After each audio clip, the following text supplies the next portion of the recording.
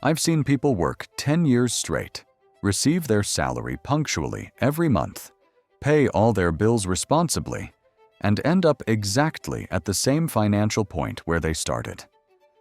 Worse yet, convinced that the problem is they don't earn enough. If you believe your salvation lies in the next pay raise, you need to hear this before another 10 years pass and you're still exactly the same. There's a conversation I've had so many times I could recite it from memory. Someone sits in front of me, frustrated, and tells me, "I earn more than ever, but I feel like I'm worse off at the end of each month. I don't understand it." And I do understand it. I understand it perfectly because I've seen this pattern repeat hundreds of times. What breaks my heart isn't the situation itself. It's knowing these people are trapped in a trap they can't even see. They believe the problem is external.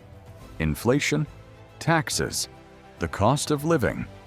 And yes, all that influences. But there's something much more devastating operating underneath.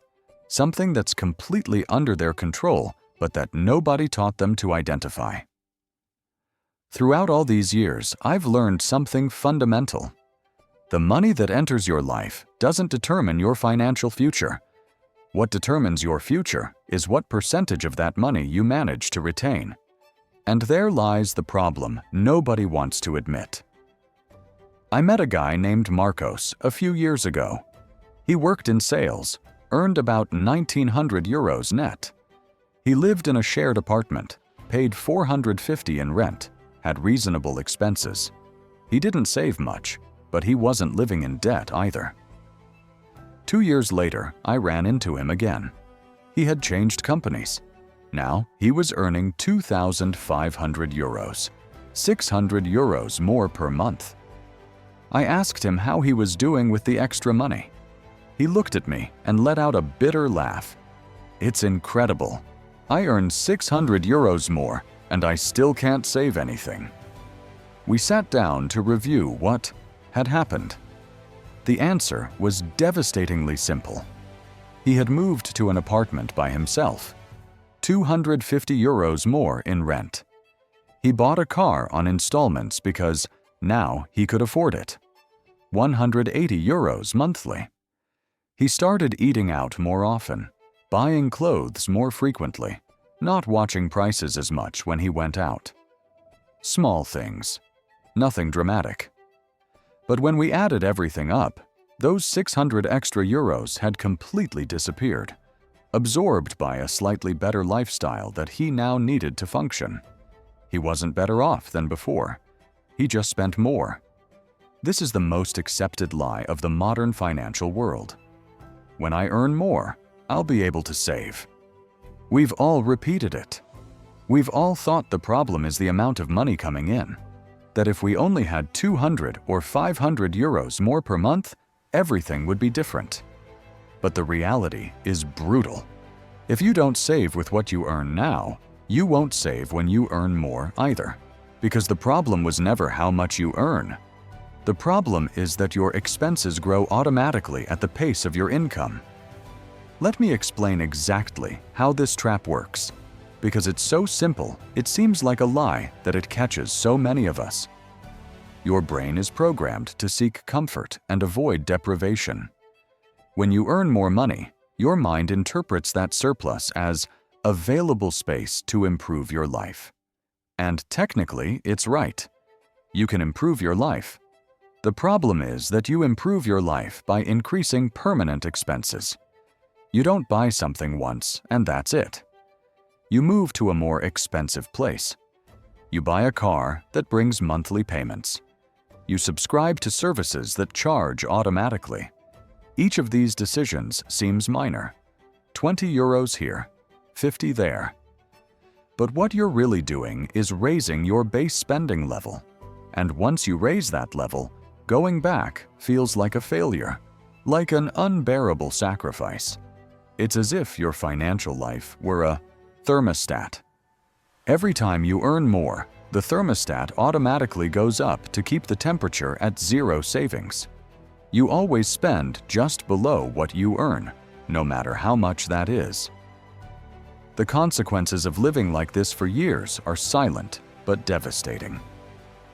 I've seen people reach 40 earning double what they did at 25 and have exactly the same savings. Zero. All that career progression, all those raises and promotions, didn't serve to build any financial security.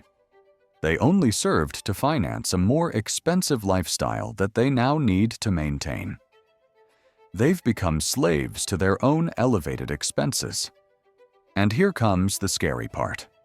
When a crisis arrives, when you lose your job or your income drops, those elevated expenses don't disappear. You've built a life structure that requires that level of income just to not collapse, not to prosper, just to survive. Meanwhile, others who earned less but controlled their expenses have savings, have investments, have options. The difference after 15 years isn't in who earned more. It's in who retained more of what they earned. So, how do you break this cycle? The answer is so simple, it's annoying. You have to pay yourself first. Not at the end of the month. Not with what's left over. First. The day you get paid, before that money touches your available account, a portion goes automatically to an account you don't touch. Don't negotiate with this. Don't wait to see if there's something left over. Because there's never anything left over.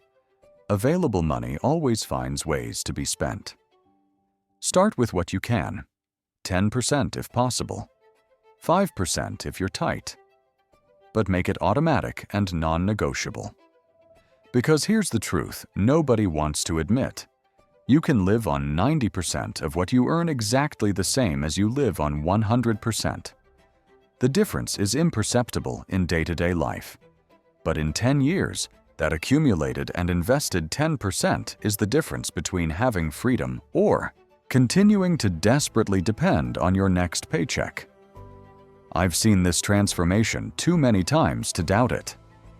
People who thought it was impossible to save discover that when saving is automatic, when they have no option to spend it, their life continues without problem.